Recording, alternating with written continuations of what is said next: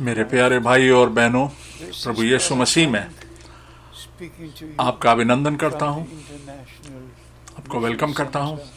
और ये भाई फ्रैंक, मैं भाई फ्रैंक हूं, जो कि मैं क्रेफेल्ड जर्मनी से मिशन सेंटर से आपका अभिनंदन करता हूं। और एक ऐसी आयत से, दूसरा तिमोथियो और उसकी चौथी आयत और दूसरी आयत से, चौथे बाब की, कि तू वचन का प्रचार कर।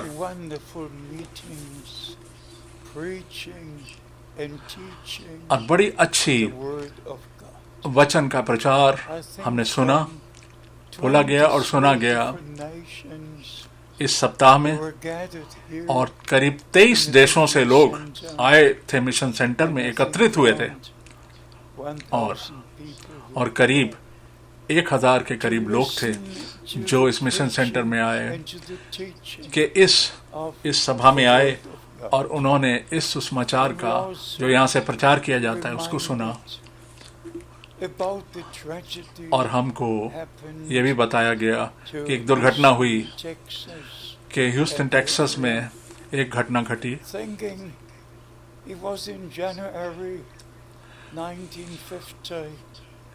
और 1950 जनवरी में क्या हुआ था, जहां ब्रदर ब्रैनम वहां ह्यूस्टन में कोलोसियम में जब वो प्रचार कर रहे थे, करीब 8,000 के करीब लोग थे।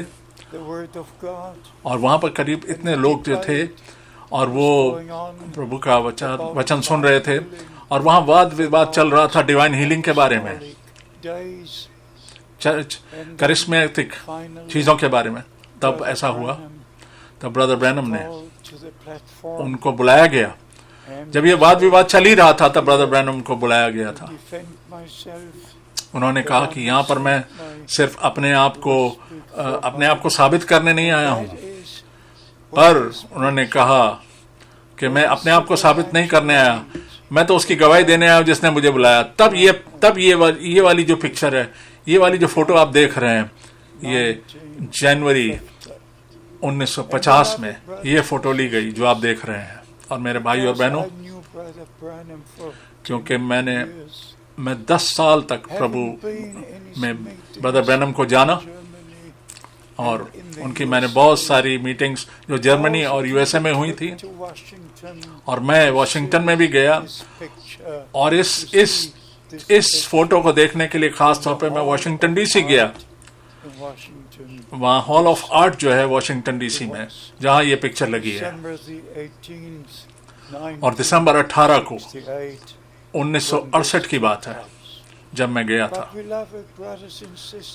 पर मेरे प्यारे भाई और बहनों, ये इतना सारा अलौकिक जो हमारे सामने वर्णन आया है, ये प्रभु के सेवक के बारे में, उसकी जिंदगी के बारे में, उसके जीवन के बारे में। और फिर भी अब तक, और 7 मोहरों के खुलने तक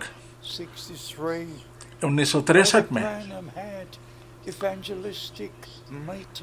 इस समय तक ब्रदर ब्रैनम का जो प्रचार था वो इवेंजेलिटिक प्रचार था। और उसके साथ उनको जो खास तौर पे जो कि गिफ्ट्स मिली थी हीलिंग की, उस टाइप का उनका प्रचार था, उस टाइप की उनकी सेवकाई थी, यानी कि इवेंजलिस्टिक और मिरेकुलस हीलिंग की मिनिस्ट्री थी। और मैं उनकी बहुत सारी ऐसी सभाओं में रहा। पर याद रखने की बात है कि 7 मोहरों के खुलने के बाद, जबकि सारी सच्चाई और वो अलौकिक भेद जो छुपे हुए थे, तब एक भविष्यवाणी की मिनिस्ट्री और प्रचार की और सिखाने की जो मिनिस्ट्री थी, जो सेवकाई थी, वो शुरू हुई। तब लोग उनको छोड़कर चले गए। पर वो प्रभु का भेजा हुआ जन था। और मैं 2-3 कोटेशन उनके वर्णन आपके सामने बोलना चाहता हूं, और ये इसलिए कि आपको ये पता लगे कि वो सिर्फ एक भविष्यद्वक्ता नहीं थे, वो एक मनुष्य भी थे। भविष्यद्वक्ता के साथ साथ वो एक मेरे और आपके जैसे मनुष्य भी थे, और वो उन्होंने उनके अपने थॉट्स भी, उनके अपने विचार भी उन्होंने बीच में बोले हैं। और 28 नवंबर 1963 में ब्रदर ब्रैनम ने कहा, अपने एक सभा में कहा, अब क्योंकि वचन, इस वचन को ना छोड़ना, इस वचन को वैसे ही पकड़ लेना, एक एक शब्द के द्वारा, जैसे कि वो लिखा हुआ है। देखिए ब्रदर ब्रैनम ने क्या कहा कि उसके अंदर कोई अपनी व्यक्तिगत शिक्षा मत जोड़ना, व्यक्तिगत वर्णन मत जोड़ना, सिर्फ वही कहना जो के वचन कहता है, क्योंकि ये वचन खुदा का वचन है, और खुदा का वचन ही खुदा है। और परमेश्वर यानी कि खुदा और उसका वचन एक ही बात है, ये अलग बातें नहीं है। हे मेरे प्रियो, अगर आप ये जान पाएं कि मेरे लिए इसका क्या मतलब है, और मुझे मैंने सुना, मुझे प्रभु ने खुद बोलकर सुधाया, खुद बोलकर उसने बताया कि तू वचन का प्रचार कर, वचन का प्रचार कर। ये बात जो दूसरा तिमोथियस 4 अध्याय की 2 आयत में लिखी है, प्रभु ने मुझसे कहा तू वचन का प्रचार कर। और जितनी बातें ब्रदर ब्रैनम ने, और जो बातें ब्रदर ब्रैनम ने कुछ बातें ऐसी भी कही जो कि उन्होंने स्क्रिप्चर से शायद ना कही, उनकी अपनी पर्सनल ओपिनियन रही हो। इसलिए ये बात इतनी ज्यादा सीरियस है और इतनी ज्यादा खास है, क्योंकि प्रभु का आना बहुत नजदीक है और बहुत जरूरी है। और हमको इस बात की तैयारी करनी है कि हम उस मौलिक, उस ओरिजिनल बात की तरफ आए जो कि भविष्यद्वक्ता ने प्रचार करी और वापस हमको प्रभु के संदेश में लेकर आ रही है।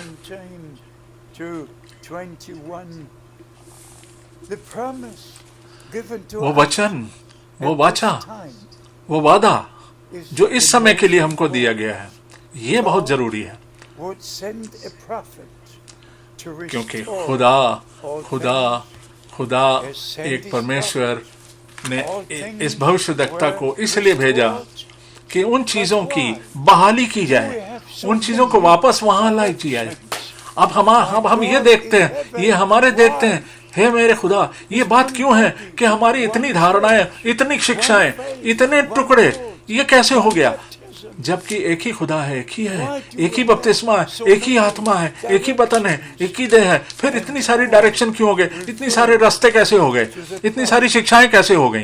क्यों हो गई ऐसा? क्योंकि ऐसा इसलिए हो गया कि वो खुदा के वचन, परमेश्वर के वचन की तरफ नहीं जाते। मैं एक उदाहरण देना चाहता हूँ। ब्रदर ब्रैनम ने एक स्टेटमेंट दिया, और उन्होंने कहा कि उस टेप पर वापस जाओ, और उस टेप पर जाओ और देखो जो वो मैं कहता हूं, और इसका क्या मतलब है। हमको ये समझना है कि वो क्या कहना चाह रहे थे। जो उन्होंने कहा, उनके मुंह से जो निकले हुए शब्द हैं, उसके ऊपर ध्यान दें। ये नहीं कि लोग क्या कह रहे हैं, ये नहीं कि लोग अलग अलग तरीके से कह रहे हैं। और मैंने देखा कि जेफरसनविल में वो सिर्फ ब्रदर ब्रैनम के टेप चलाते रहते हैं, वहां कोई प्रचार नहीं कर रहा, कोई शिक्षा नहीं दे रहा, और वहां कोई नहीं देखता, सिर्फ वो टेप ही चलाते रहते हैं, और उसमें वो कोई कुछ भी चेंज नहीं करने की हिम्मत करते। पर हमको वापसी बाइबल की तरफ करनी। मेरे प्रियजनों, मेरे प्रिय बहनों और भाइयों, हमको उस बात को समझना है कि बहाली का क्या मतलब है, रेस्टोरेशन का क्या मतलब है, कि नए नियम की जो कलीसिया है, जैसे शुरू हुई, जिस नींव पर शुरू हुई, जिस प्रकार से वो थी, उस प्रारंभ में थी, उसी प्रकार से वापस हमको ये वाला संदेश उसमें लेकर जा रहा है। प्रभु ने इस सेवकाई को और पौलुस की जो मिनिस्ट्री थी, जो सेवकाई थी, उसने कभी नहीं कहा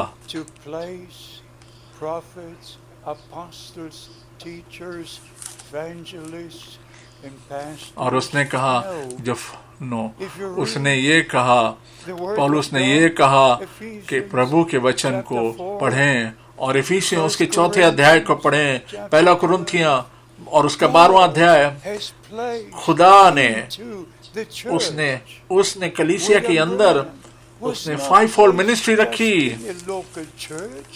विलियम ब्रैनम जो थे वो बुलाए गए, उनको आत्मिक तरीके से प्रभु ने बुलाया, सारी कलीसिया के लिए, एक चर्च के लिए नहीं, एक टुकड़े के लिए नहीं, एक झुंड के लिए नहीं, बल्कि पूरे संसार की जो आत्मिक कलीसिया है, जो प्रभु की देह, उसके लिए उस प्रॉफिट को बुलाया गया और वो प्रभु के वचन में लेकर आया हमको। और हमारे भाई जो प्रॉफिट थे, विलियम ब्रैनम, जब वो अपनी बेटी को आशीष दे रहे थे, रेबेका को, 21 अप्रैल 1957 में, तब वो ये कह रहे हैं, देखिए सुनिए, कि ये मेरी जो बेटी है, ये एक दिन ये भी एक नबी होगी।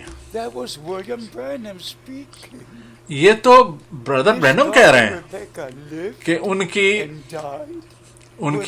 उनकी जो बेटी थी रेबेका, वो जीवित रही और प्रभु में सो भी गई। ये उसकी इच्छा थी, ये विलियम ब्रैनम की अपनी इच्छा थी, पर ये thus saith the Lord नहीं था, ये कोई डिवाइन कॉलिंग नहीं थी, ये तो ब्रदर ब्रैनम कह रहे थे। और फिर 1959 में देखिए, वहां पर नबी ने कहा कि ये मेरा बेटा जोसेफ है, ये मेरा बेटा जोसेफ है।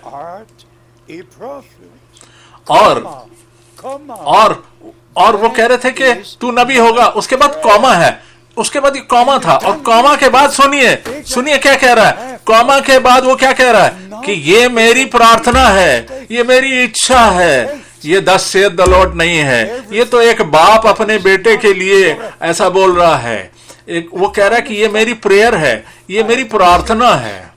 और ये बड़ी गंभीर बात है मेरे भाई बहनों, कि हमको ये देखना है कि किस समय क्या कहा गया और किस संदर्भ में क्या बोला गया और किस समय के लिए बोला गया।